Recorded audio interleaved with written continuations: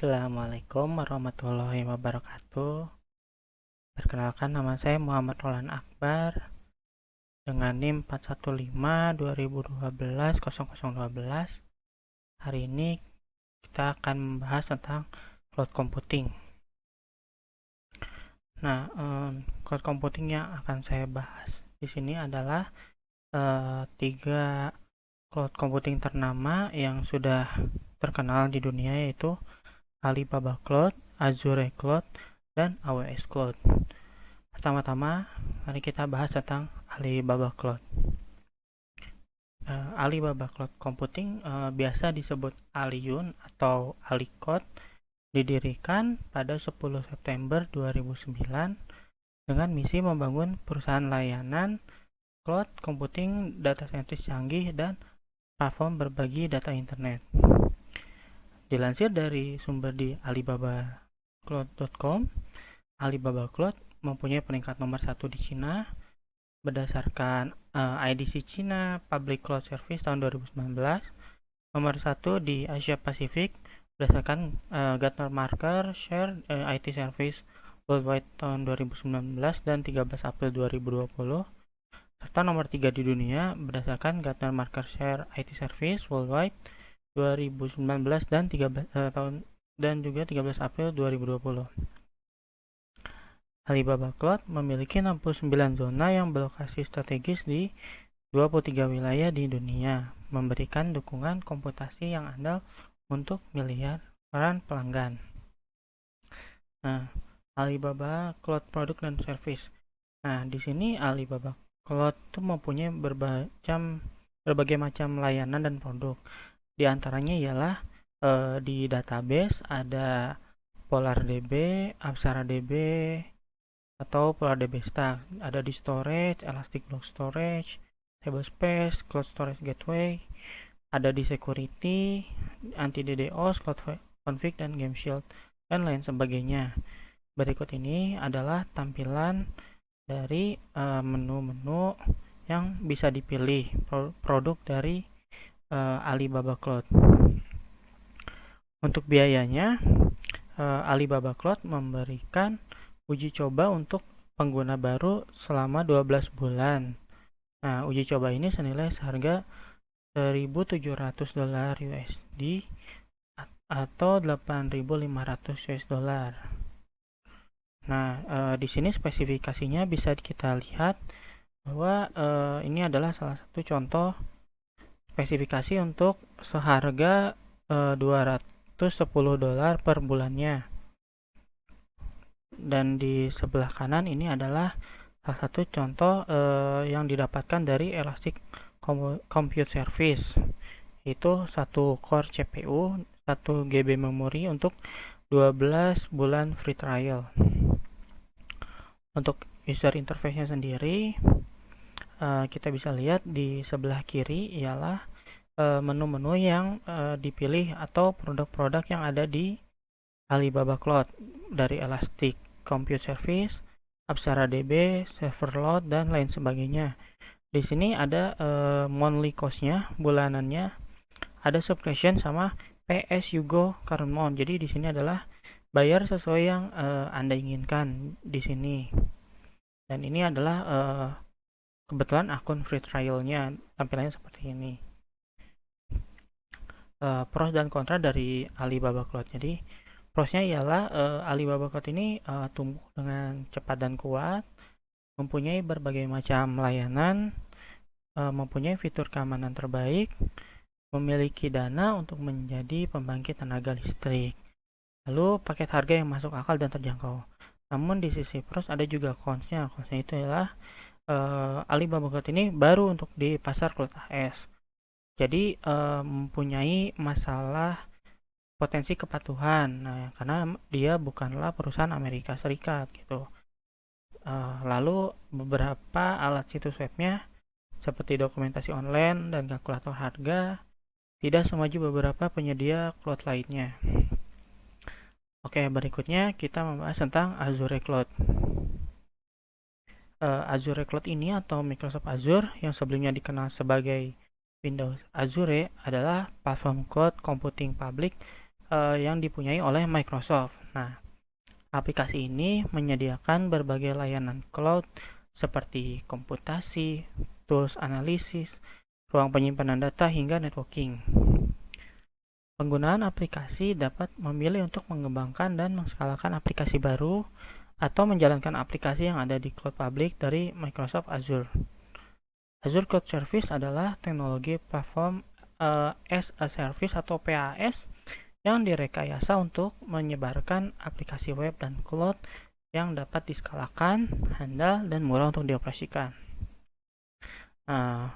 Produk dan service dari Azure Cloud sendiri, mereka tuh mempunyai platform yang sangat tersedia dan dapat diskalakan secara masif untuk aplikasi dan API data. Lalu, pengskalaan otomatis lingkungan cloud Anda untuk mengoptimalkan biaya dan meningkatkan kinerja. Integrasi pemantauan kesehatan dan load balancing dengan dashboard dan peringatan waktu nyata. Lalu ada pengalaman pengembangan yang sangat baik menggunakan Azure SDK yang terintegrasi dengan Visual Studio. Lalu ada fitur tambahan seperti alokasi sumber daya sesuai permintaan untuk pengskalaan, replikasi data sinkron otomatis untuk meningkatkan toleransi kesalahan, penanganan kesalahan infrastruktur untuk memastikan kesediaan berkelanjutan, dan lain sebagainya. Untuk biayanya sama seperti dari Alibaba Cloud, Azure Cloud juga menyediakan free account yang bisa digunakan untuk 12 bulan. Untuk di sini gambar adalah contoh ketika untuk membuat small to medium database and other everyday application. Di sini ketika kita membutuhkan core-nya 1 dengan RAM-nya 0,75 GB dan temporary storage-nya 20 GB, harganya ialah sebanyak $0,02 per jamnya. Jadi bisa dihitung kalau misalnya dia butuh yang spesifikasi yang A0 ini, maka setahun lumayan juga sih ya, apalagi kalau misalnya kita menggunakannya bertahun-tahun. Oke, lalu untuk user interface-nya di sini terlihat lebih menarik ya, maksudnya dibanding yang sebelumnya. User interface di sini berisi sama seperti tadi, berisi produk-produknya seperti ada Azure Cosmos DB, Virtual Machine, Load Balance, dan lain sebagainya. Di sini ada Security Center, Compute, atau misalnya di sini mau add komputer, di sini pun bisa. Nah, untuk pro dan kontra dari si Azure ini adalah Azure ini pro-nya memiliki API berdasarkan batasan untuk sistem REST terdistribusi yang memungkinkan pengembang menggunakan layanan cloud dengan sistem operasi, perangkat, dan platform apapun. Lalu fokus pada cloud hybrid yang memudahkan menjembatani pusat data lama dengan Azure yang dapat diskalakan. Lalu yang ketiga ialah pengguna dapat membuat atau mengelola layanan mereka sendiri menggunakan antarmuka Visual Azure Portal. Portal ini memungkinkan untuk mengkonfigurasi layanan, mengedit izin akses, melacak status sumber daya, dan mengelola penagihan. Nah, kontranya di sini ialah pengguna Azure itu tidak akan memiliki akses offline ke sistem jika sistem utamanya mati. Lalu banyak pengguna yang mencatat bahwa antarmuka Azure terasa terlalu rumit, penerimaan lambat jika menyangkut staf yang tidak memiliki keahlian teknis. Jadi memang harus belajar gitu untuk menguasai Azure ya, mengendalikan Azure. Lalu ada tugas tingkat lanjut yang menyerahkan kurva pembelajaran yang curam dan membutuhkan pengetahuan yang luas. Lalu layanan Cloud Azure perlu dikelola dan dipelihara dengan orang yang ahli untuk patching dan server monitoring seperti yang tadi di poin sebelumnya. Oke, berikutnya ialah tentang AWS Cloud. AWS Cloud atau Amazon Web Service Cloud adalah sekumpulan layanan-layanan berbasis cloud computing yang disediakan oleh Amazon sejak tahun 2002. Nah, AWS ini sudah mengisyaratkan langkah serius pertamanya ke dalam penerapan hybrid pada konferensi re:Invent pada tahun 2018 dengan peluncuran Outpost, layanan cloud sepenuhnya di mana vendor mengirimkan rak yang telah dikonfigurasi sebelumnya ke tempat Anda, di mana layanan AWS dapat dijadikan seolah-olah ada di dalam pusat data mereka. Produk dan service AWS Cloud sendiri ialah mereka sudah meluncurkan SageMaker pada 2017 sebagai cara untuk menyederhanakan adopsi pembelajaran mesin dengan menyatukan lingkungan yang dihosting untuk Jupyter Notebook dengan manajemen model bawaan, automated spin up of training environment menggunakan instan EC2 atau EC2 dan HTTPS endpoint untuk kemampuan hosting dengan Amazon S3.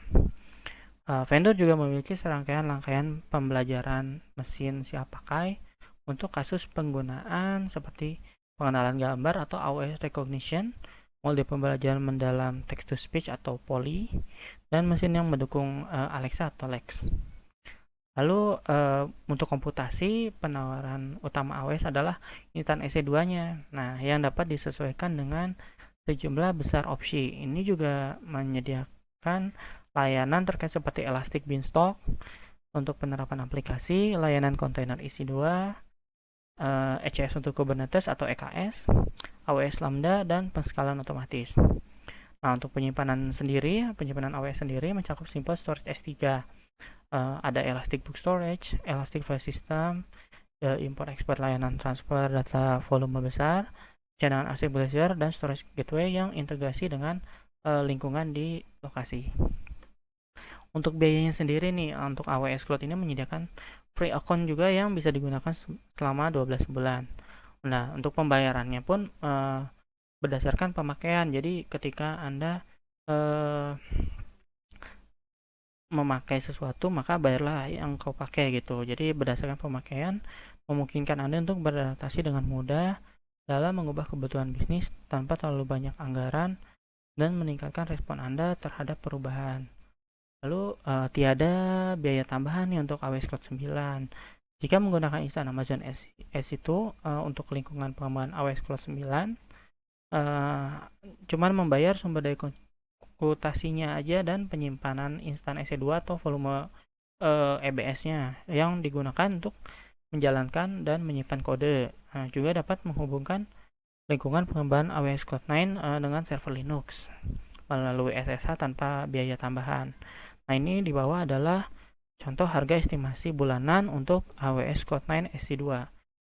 Di sini jenis biaya komputasinya adalah 1,05 US dollar dengan instan Linux T2 Micro pada 0,0116 USD dollar per jam dikali 90 total jam yang digunakan per bulan, jadi adalah 1,05 US dollar.